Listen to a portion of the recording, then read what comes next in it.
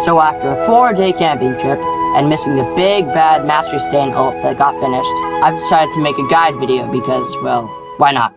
Today we're looking at Mastery Stain. His new ultimate just dropped from the devs, and it's low-key looking fire. And since I'm unoriginal, this video might seem a bit familiar, but, so let's get into it and check out my favorite Roblox Lego fighting game.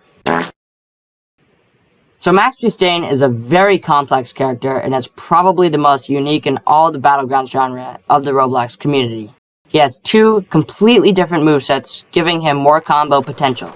So first, before we get into anything big, we gotta discuss his passive. It is basically a black flash move. Yeah, the one Yuji does in that freak show, JJK.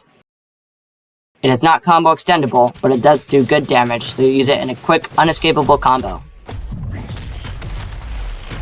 He has a lot of different M1 variations that do different damage and are accessible when you hit certain finishers with certain moves. But I'm not going to get into that. Just hit the cool finishers. So the first move is Shadow Rush. It's a 2-part move. After you press stab, press 1 again for the follow-up, which is a pounce that throws your opponent away while ragdolling them.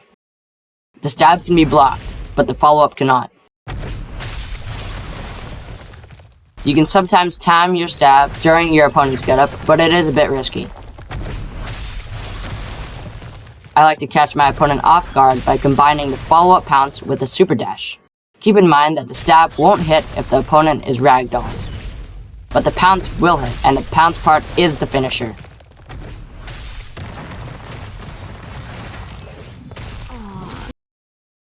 There's also an air variant for this move, which makes you slash your enemy twice. The first slash is blockable, while the second one is not, making it a great combo starter. Similar to the ground version, the first slash doesn't hit the opponent if it's ragdolled, but the second one does, and sends them flying away in the process. Katana Throw is a move that lets you throw your katana and unlock the second moveset. You can pick it up again by simply walking over it. If you throw your katana at someone, remember to do the 4th M1 to get it back. If the katana is stuck in somebody, you need to do the 4th M1 to finish them off and get the finisher. There are many M1 resets or extenders using the katana throw move. There is the backdash, the side dash,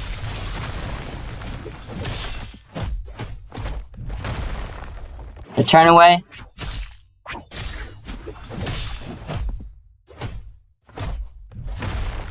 and the jump.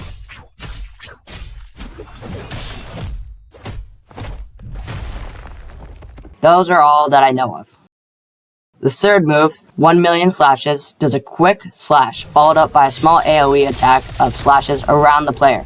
It's similar to 1,000 slashes from the base Stain moveset, but it does not combo extend off ragdoll. However, it is a great combo starter as it is aimable due to the small step back the character takes before doing the slashes.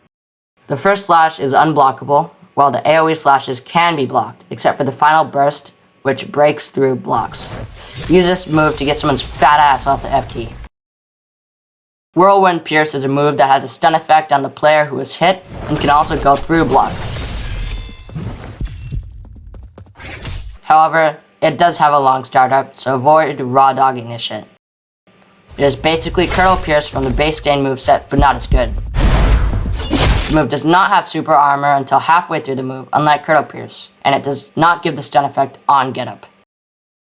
Moving on to the second moveset you unlock after using Katana Throw, we have the M1 punches. These moves are melee based, so they hit at a close range. The first move, Uppercut, launches the enemy into the air with you. Press it twice after the initial uppercut and you can send them crashing down to the ground ragdoll. This move breaks block and hits ragdoll, and has a relatively long startup, making it interruptible.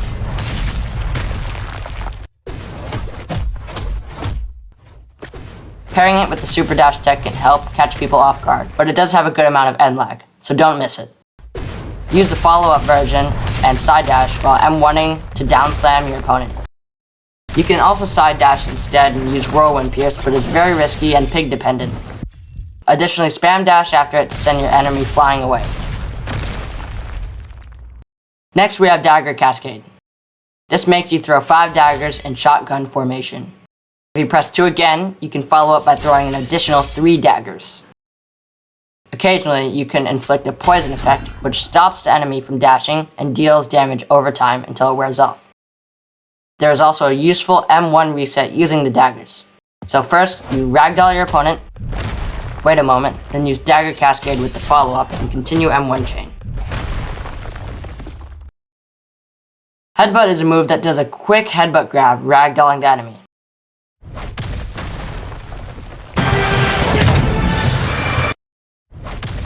It is mostly used as a setup for either Dagger Cascade or Uppercut. It doesn't break block and does not hit off rag, but can be used immediately after a down slam or timed correctly after an uppercut. Additionally, you can also follow Headbutt with Whirlwind Pierce to get the stun. However, this may be escapable due to ping issues. Pairing Headbutt with the Super Dash can catch enemies off guard because of its fast grab. Okay, finally, let's move on to the ultimate. Go crazy! Ah, go stupid! Ah, go crazy! Go stupid! Ah, go crazy! Yeah. Finally, we have something different from the regular boring cutscene that does an AoE hit, push players back, and does shit damage.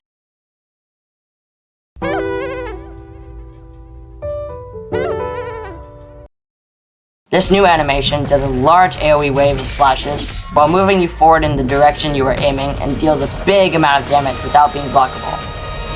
It kind of resembles Ninja's animation from TSP.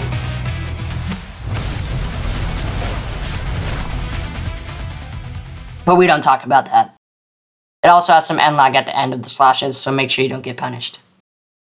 First move, Detrimental Division, is a move where you do the billion-fold world slash Zoro does in that long-ass arc. But anyways, it does good damage. It is not blockable and has super armor, so it can't be interrupted. However, it does have a longish startup and end lag, so do not miss this. Use 3 M1s, or you can even time it on get up. Also, it doesn't hit rag, so yeah. Gekido, the second move, is a rushdown move that has decent range and is pretty fast. It is not blockable, but it does hit off of ragdoll, making it a good combo ender. It has a decent hitbox, but massive end lag, so do not miss it or it's massive. And do you know what else is massive?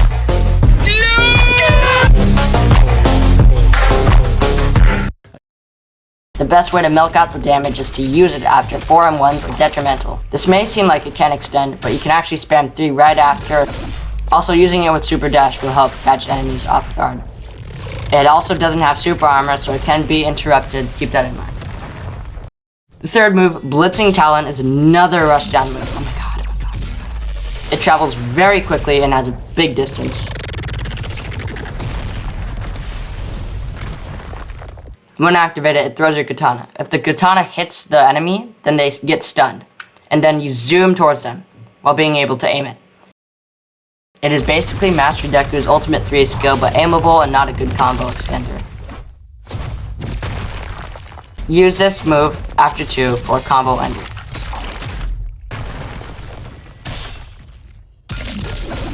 Call the Evil. Finally, we have the last move.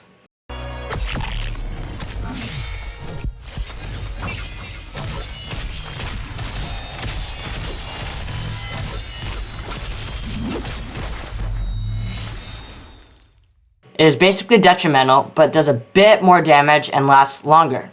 It can't be blocked, but has a long startup like True Evil from Shigaraki's Ultimate Kit. It does, however, have something unique. If you hit the ability, then press M1 once and press 4 again, canceling the ability, you can actually start a combo and use whatever moves you want to do.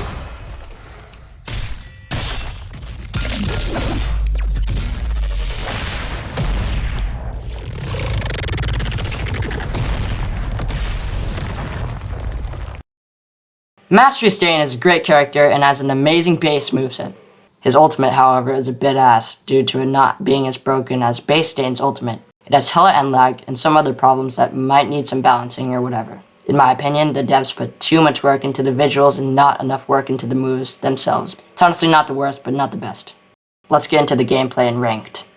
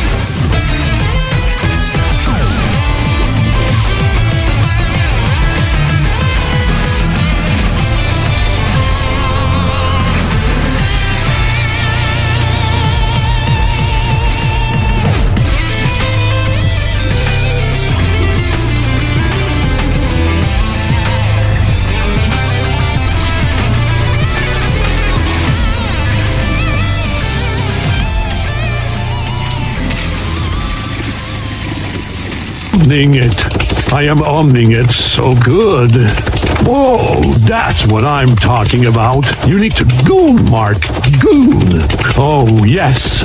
For Bill Fromm.